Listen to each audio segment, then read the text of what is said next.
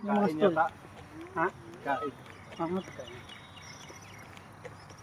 Pagkain, tas mga ano yan, mga tinitinda dyan, mga ano yan, mga laruan. Diyan. Ano lang, no? Basbaksak, no? Tamang walking lang. Kasi mahirap talaga pag nakikita ang ano, ang blood pressure. Pag nalalaman. Gusto na magpapawis. Pero nung hindi pa nalalaman ang blood pressure, gustong kumain ng kumain.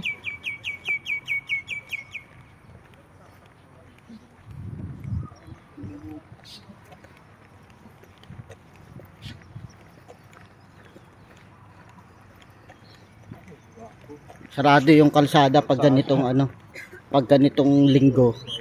Binibigyan talaga nila ng ano, ng way yung mga nagra-running, walking. Yan, mga nagbibisikleta. Sana ganito rin sa Pilipinas, pag linggo sarado ang EDSA. O, diba? Para maglalakad tayo hanggang mula dulo ng ano, hanggang saan ba yun? Hanggang SM North EDSA. Oh. Mula Malanday pabalik Malibay.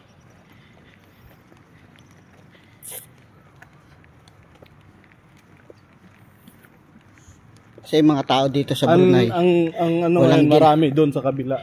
walang ginawa sila dito buong isang linggo kundi kumain ng kumain.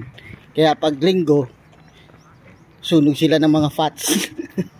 Nagbaburn sila ng mga fats. Yan o.